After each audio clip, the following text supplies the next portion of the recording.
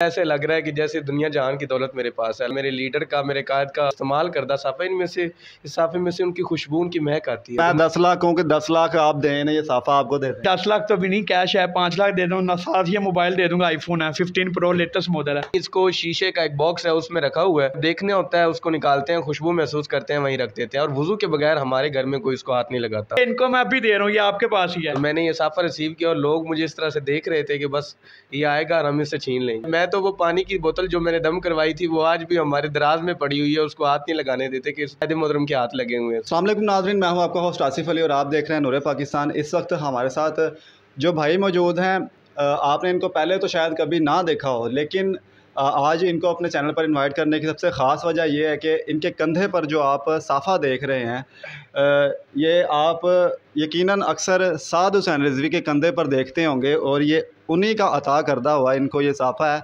और इनको आज बुलाने का मकसद भी ये है कि हम इनसे जान सकें कि इन्होंने ये कैसे हासिल किया। और दूसरा, फिर आप ये भी जानते होंगे कि लॉन्ग मार्च के दिनों में साद हुसैन रिजवी ने कई लोगों को जो अजरक है, जो सिंधी चादरें हैं, वो दी हैं और उनके एक्सचेंज पर गाड़ियाँ भी दी थी, लेकिन उन लोगों ने वो अजरक देने से इनकार कर दिया था। इनसे भी जानेंगे क्या इनको भी कोई ऑफ़र हुई है कि यार तुम इतने पैसे ले लो या एक कोई गाड़ी ले लो, उसके बदले मुझे साद रिजवी का ये गिफ्ट दे दो। इनसे आज बात करते हैं। अस्सलाम वालेकुम। जी वालेकुम अस्सलाम। आपका नाम क्या है पहले बताएं। सर मेरा नाम मलिक वहीद रिजवी। वहीद भाई, ये जो आपके ये मुबारक साफ़ा जो आपको मिला है, इसकी जो कहानी है सबसे पहले तो वो बताएं। क्यों मिला, आपने ख़ुद लिया या उन्होंने ख़ुद दिया? ये बात है जी करम की, जिस पर हो जाए। मैं दरअसल जब से ये जो है पाकिस्तान बचाओ मार्च में, मतलब जो लोगों को देखा कि वो अमीर मोहतरम से अजरक वो रिसीव कर रहे हैं, अमीर मोहतरम ने उनको अता फरमी है, तो वो ये तब से ख्वाहिश दिल में पैदा हो गई कि बस ऐसा कुछ हो जाए। दुआएं भी मांगी अल्लाह से कि ऐसा कुछ हो जाए कि अमीर मोहतरम अपनी इस्तेमाल करदा कोई अजरक या अपना कोई साफ़ा, कोई रुमाल, कोई चीज़ मुझे अता फरमा दे। तो जुम्मे का दिन था, मैं उनके पीछे जुम्मा उधर अदा करने के लिए गया हुआ था। तो बस उनसे मुलाकात हुई और मैंने कहा कि सर ये जो है आपका एक अदना सा ग़ुलाम हूँ, आपका चाहने वाला हूँ। तो उनसे पहले दुआएं करवाईं और उसके बाद मैं उठने वाला था, तो मेरे दिल में ख्याल आया, मैंने कहा भी आज अगर हिम्मत करके मांग लूँ उनसे। तो मैंने कहा कि आप अपने इस्तेमाल की कोई भी चीज़, बस ये मेरे मुंह पे अल्फाज ये थे और साफ़ा सामने पड़ा हुआ था, उन्होंने उठा के ऐसे मुझे कहा कि ये आप पे। ये तो इस जुम्मे की बात है? ये इसी जुम्मे की बात है जी, ये जो गुज़श्ता जुम्मा गुजरा है। अच्छा, तो कोई मतलब बात नहीं की कि यार कुछ और ले लो, ये मेरे अपने इस्तेमाल का है? बस उन्होंने मुझे साफ़ा अता फरमाया और कहते कि हुण तुसीं मंजी बिस्तरा गोल करो, बस तुसीं ले लिया है, तुहानूं वेख के हज़ारां दे दिलां च होर ख्वाहिश पैदा होएगी। तो मैंने ये साफ़ा रिसीव किया और लोग मुझे इस तरह से देख रहे थे कि बस ये आएगा और हम इससे छीन लेंगे। और एक साहब जो मुझे जिन्होंने मुझे अंदर भेजा, ज़िम्मेदार जो मुझे अंदर भेज रहे थे, उनके जो माथे पर शिकने थे और मुझे कह रहे थे तू इसलिए अंदर गया हुआ था? मैंने कहा जी मैं इसीलिए अंदर गया हुआ था। तो मैंने साफ़ा लिया और मैं बस चूम रहा था, मुझे पता नहीं था मैंने कहाँ जाना है, मैंने घर जाना है कहाँ। फिर मैंने घर कॉल की, मैंने कहा मैं साद भाई का साफ़ा लेके आ रहा हूँ।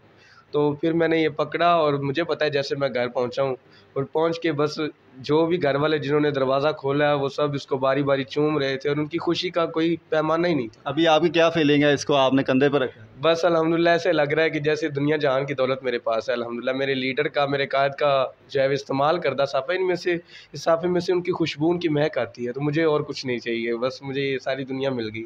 अच्छा, आप देख रहे होंगे कि हमारे दाएं तरफ भी एक भाई मौजूद हैं। इनकी मौजूदगी का क्या मकसद है, लेकिन सबसे इंटरेस्टिंग चीज़ ये है कि इनसे हमने बातचीत की, ज़ाहिर दोस्त हैं आपस में।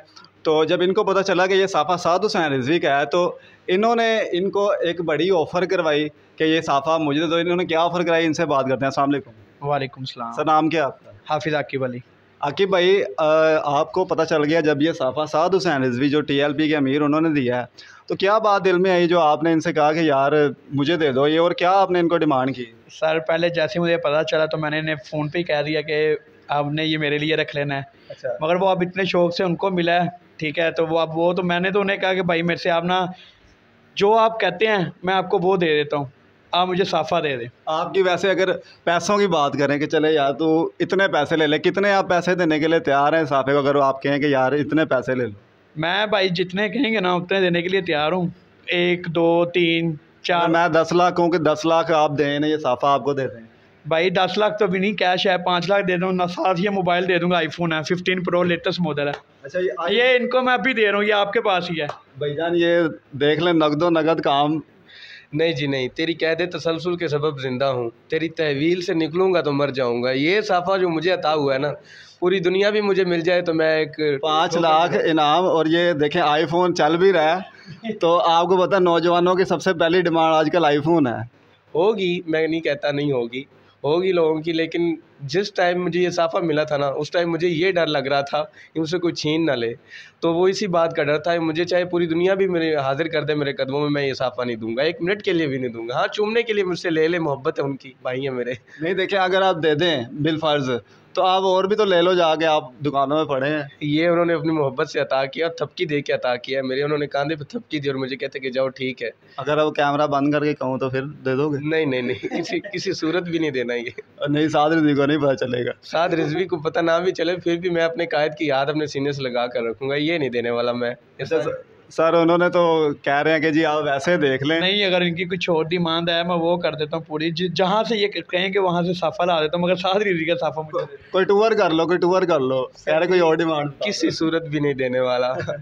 ये उनकी मोहब्बत है, मुझे मिल गई है। मैं तो वो पानी की बोतल जो मैंने दम करवाई थी वो आज भी हमारे दराज में पड़ी हुई है, उसको हाथ नहीं लगाने देते कि इस पर भाई के हाथ लगे हैं। अच्छा, पानी की बोतल भी रखी है अभी? जी, वैसे पड़ी, खाली होगी वैसे पड़ी हुई है, कायदे मोहतरम के हाथ लगे हुए हैं। क्या कमाल है जी सर।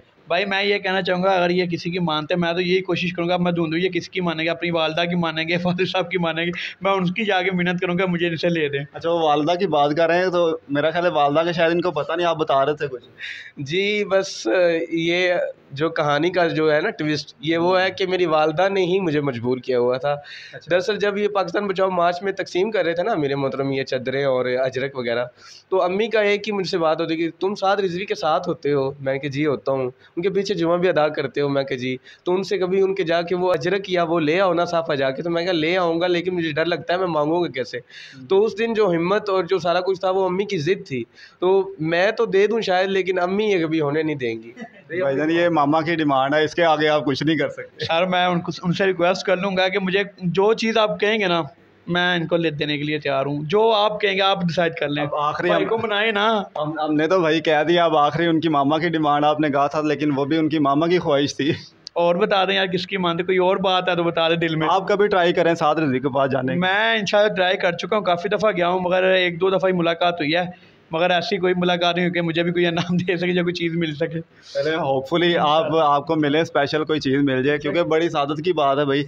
अब क्या आगे कोई है नेक्स्ट प्लान मिलने का साद रिज़वी से? नेक्स्ट प्लान है मिलने का, लेकिन अब मैं सोच रहा हूँ कि अब उनके सामने जाऊँ तो नेक्स्ट क्या चीज़ मैंने अब अंस रिज़वी से को मिले, मैं तो कहता हूँ इंशाल्लाह, लेकिन कायदे मोहतरम की तो क्या बात है। ज़ेर इस्तेमाल रखेंगे या बस घर में रख देंगे? नहीं, इसको शीशे का एक बॉक्स है उसमें रखा हुआ है, तो जब देखने होता है उसको निकालते हैं, खुशबू महसूस करते हैं, वहीं रख देते हैं, और वुज़ू के बगैर हमारे घर में कोई इसको हाथ नहीं लगाता। अच्छा जी बिल्कुल, माशाल्लाह यार, बड़ी अकीदत। अच्छा, आखिरी में फिर मैं कहना चाहता हूँ भाई के पास गाड़ी भी है होंडा। सर प्लीज़ मुझे ना मजबूर किया, ये किसी सूरत भी नहीं मिलने वाला, ये बस मेरा मुकद्दर था, मुझे मिल गया। अच्छा जी, चले दोनों की बातें आपने सुनी नाज़रीन। यकीनन ये कोई मतलब ये ना समझिएगा कि कोई लालच है या पैसों का भाई को लालच दे रहे हैं या इनको किसी चीज़ का लालच है, ये दोनों की आपस में मोहब्बत है। साद रिज़वी के लिए मोहब्बत है, तहरीक लब्बैक के लिए मोहब्बत है, उनकी ये मोहब्बत है कि उनको गिफ्ट मिले, और इनकी ये मोहब्बत है कि उनकी तरफ से ये अता हुई चीज़ इनको भी मिल जाए। एक बात मैं करना चाहता हूँ, मेरे पास कैब पड़ी हुई है, खादम हुसैन रिज़वी साहब ने वो मुझे दी थी, है तो मेरी थी मगर उन्होंने ना सेट की थी मेरे सर पे ऐसे, मैं आपको वो दे देता हूँ। वो आप मुझे अल्लाह के वास्ते दे दें, ये मैं नहीं दूंगा।